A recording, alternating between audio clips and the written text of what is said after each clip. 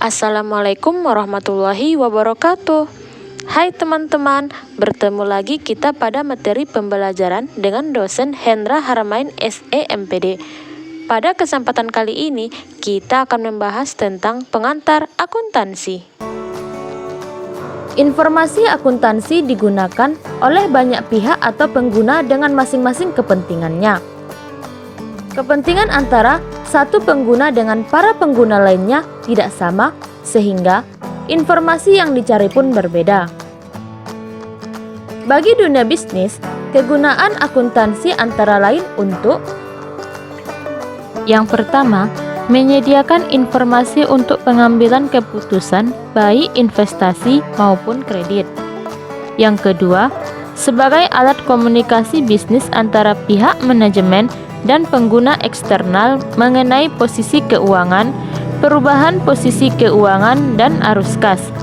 Yang ketiga, memberikan gambaran tentang kemampuan perusahaan menghasilkan laba dan arus kas. Yang keempat, menjadi bentuk pertanggungjawaban manajemen. Dan yang kelima, menjadi gambaran tentang kondisi perusahaan dari satu periode ke periode berikutnya. Pemakai informasi keuangan terdiri dari dua pihak. Yang pertama, pihak eksternal perusahaan yang terdiri dari kreditor, pemerintah, pemegang saham, calon investor, supplier, dan lain-lain. Dari pihak internal perusahaan terdiri dari direktur manajer, produksi manajer, keuangan manajer, personalia, karyawan, dan lain-lain. Para pengguna informasi akuntansi dapat dikelompokkan ke dalam dua golongan besar, yaitu: yang pertama, para pengguna yang berkepentingan langsung terhadap perusahaan, seperti pemilik dan calon pemilik, kreditor dan calon kreditor, manajemen, karyawan dan calon karyawan, dan pemerintah. Yang kedua, para pengguna yang berkepentingan tidak langsung terhadap perusahaan, seperti analis dan konsultan keuangan, asosiasi dagang, dan serikat buruh.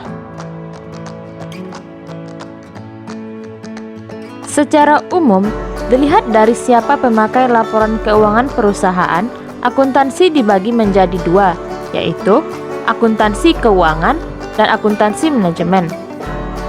Akuntansi keuangan adalah sistem akuntansi yang pemakai informasinya adalah pihak eksternal organisasi perusahaan, seperti kreditor, pemerintah, pemegang saham, investor, dan sebagainya. Akuntansi manajemen adalah sistem akuntansi yang pemakai informasinya adalah pihak internal organisasi perusahaan, seperti pihak manajer produksi, manajer keuangan, manajer pemasaran, dan sebagainya. Akuntansi manajemen berguna sebagai alat bantu pengambilan keputusan manajemen. Kreditor. Kreditor yaitu orang atau perusahaan yang memberikan pinjaman dana kepada perusahaan untuk berbagai keperluan usaha. Sebagai pihak yang memberikan pinjaman dana kepada perusahaan, kreditor membutuhkan informasi untuk menjamin bahwa uang yang dipinjamkannya akan dibayar beserta bunganya. Karena itu, informasi yang diperlukan mencakup besarnya kekayaan perusahaan, kemampuan menghasilkan laba usaha, perbandingan utang dan total kekayaan perusahaan. Pemerintah. Pemerintah yaitu lembaga yang memiliki kewenangan untuk membuat peraturan usaha dan hal-hal yang terkait dengannya, sebagai pihak yang akan memungut pajak penghasilan kepada perusahaan. Informasi utama yang diperlukan oleh pemerintah mencakup laba usaha yang diperoleh, beban yang dikeluarkan untuk memperoleh pendapatan. Calon investor.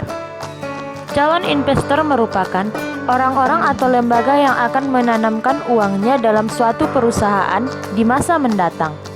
Sebagai pihak yang akan menanamkan uangnya dalam perusahaan, calon investor harus memiliki keyakinan bahwa perusahaan tersebut dapat memberikan pengembalian yang memadai dalam jangka panjang. Karena itu, informasi yang diperlukan investor mencakup laba usaha yang diperoleh dalam beberapa tahun terakhir, pertumbuhan kekayaan perusahaan, pemasok. Pemasok atau supplier adalah orang ataupun perusahaan yang menjual berbagai barang kepada perusahaan, mulai dari berbagai peralatan kantor, mesin, kendaraan, hingga bahan baku usaha. Sebagai pihak penjual barang secara kredit kepada perusahaan, pemasok harus memiliki keyakinan bahwa kredit yang diberikannya kepada perusahaan akan dapat dibayar sesuai kesepakatan. Karena itu, informasi yang diperlukan mencakup besarnya kekayaan perusahaan, kemampuan menghasilkan laba usaha, perbandingan utang dan total kekayaan perusahaan.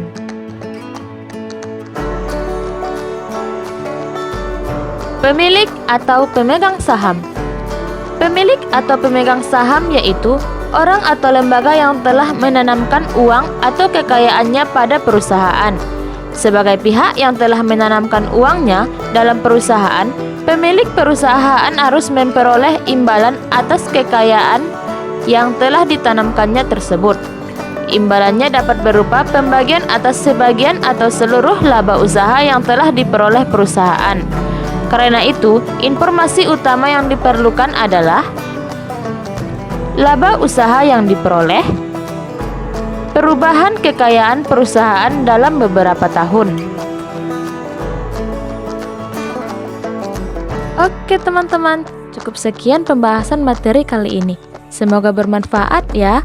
Wassalamualaikum warahmatullahi wabarakatuh.